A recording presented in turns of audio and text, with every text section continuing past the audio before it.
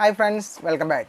ക്യാമറയുടെ കാര്യത്തിൽ മൊബൈൽ നിർമ്മാതാക്കളൊക്കെ കുറച്ച് കൺഫ്യൂഷനിലാണെന്ന് തോന്നുന്നു. പ്രത്യേകിച്ച് ഫ്രണ്ട് ക്യാമറയുടെ കാര്യത്തിൽ കുറേ മോഡൽസിലുള്ള ഫ്രണ്ട് ക്യാമറ നമ്മൾ കണ്ടിട്ടുണ്ട്.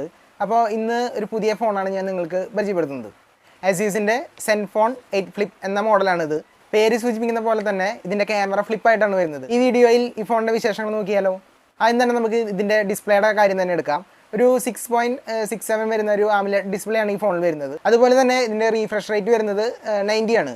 ഇപ്പോൾ ഇറങ്ങുന്ന പുതിയ ഫോണിലൊക്കെ 120 ഒക്കെ സപ്പോർട്ട് ചെയ്യുന്നുണ്ട്. അപ്പോൾ ഇതൊരു പോരായ്മയായിട്ട് നമുക്ക് തോന്നാം. ഈ ഫോണിൻ്റെ റെസൊല്യൂഷൻ വരുന്നത് 1080x2400 പിക്സൽസ് ആണെന്ന് കാണാൻ സാധിക്കും. അതുപോലെ തന്നെ ഈ ഫോണിൻ്റെ പിക്സൽ ഡെൻസിറ്റി വരുന്നത് 395 ആണ്.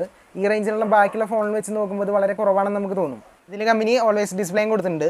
അതുപോലെ തന്നെ ഇതിൻ്റെ വെയിറ്റ് വരുന്നത് 230 ഗ്രാമാണ്. മറ്റുള്ള ഫോൺ വെച്ച് നോക്കുമ്പോൾ കുറച്ച് വെയിറ്റ് കൂടുതലാണ്, അതായത് കുറച്ച് ഹെവി ഫോണാണിത്. 9.6 mm ആണ് ഈ ഫോണിൻ്റെ കനം വരുന്നത്. അതുപോലെ ബാക്ക് സൈഡിൽ Gorilla Glass 3 കൊടുത്തിരിക്കുന്നു. ഒരു ഡുവൽ സിം ഫോണാണ്. Nano-SIM ആണ് ഇതിൽ നമുക്ക് യൂസ് ചെയ്യാൻ സാധിക്കുക. അതുപോലെ തന്നെ ഇതൊരു 5G ഫോണാണെന്ന് നമുക്ക് കാണാം. Android 11 ZenUI 8 ആണ് ഇതിൽ OS വരുന്നത്. ചിപ്പ് സൈഡിൽ നിന്ന് നോക്കുമ്പോൾ ഏറ്റവും പുതിയ Snapdragon 888 ആണ് ഇതിൽ യൂസ് ചെയ്തിരിക്കുന്നത്. ഇതൊരു മികച്ച ഗെയിമിംഗ് എക്സ്പീരിയൻസ് നിങ്ങൾക്ക് നൽകുന്നതായിരിക്കും.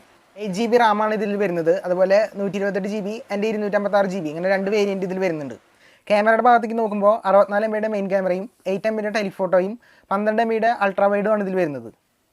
അതുപോലെ തന്നെ ഈ ക്യാമറയ്ക്ക് കുറച്ച് പ്രത്യേകതകളുണ്ട്. അത് ഞാൻ വീഡിയോയുടെ അവസാനം നിങ്ങൾക്ക് കാണിച്ചു തരാം. സെൽഫി ക്യാമറയുടെ കാര്യം പിന്നെ പ്രത്യേകം പറയണ്ടല്ലോ. കാരണം എന്താണ്, നമ്മൾ ബാക്കിൽ ഉപയോഗിക്കുന്ന അതേ സെയിം ക്യാമറ തന്നെയാണ് നമുക്ക് സെൽഫി ക്യാമറയായിട്ട് നമ്മൾ യൂസ് ചെയ്യുന്നത്. അതുപോലെ തന്നെ ഈ ക്യാമറയിൽ 8K 4K എന്നിവ സപ്പോർട്ട് ചെയ്യും.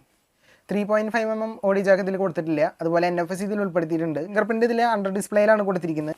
5000 mAh ഒരു ബാറ്ററിയാണ് ഇതിൽ ഉൾപ്പെടുത്തിയിരിക്കുന്നത്. അതുപോലെ 30 വാട്ടിൻ്റെ ഫാസ്റ്റ് ചാർജിങ് ഇതിൽ കൊടുത്തിട്ടുണ്ട് കമ്പനി. ഈ ഫോൺ ഇപ്പോൾ ഇന്ത്യയിൽ ലഭ്യമല്ല, അടുത്ത മാസമാണ് ഇന്ത്യയിൽ ലോഞ്ച് ചെയ്യുള്ളൂ. ഇതിൻ്റെ വില വരുന്നത് ഏകദേശം 71,000 രൂപയാവും ഇന്ത്യയിലെ പ്രൈസ് വരുമെന്ന് നമ്മൾ കരുതുന്നു. ഗലാറ്റിക് ബ്ലാക്ക്, ഗലാറ്റിക് സിൽവർ എന്നീ രണ്ട് നിറങ്ങളിലാണ് ഈ ഫോൺ ലഭിക്കുക.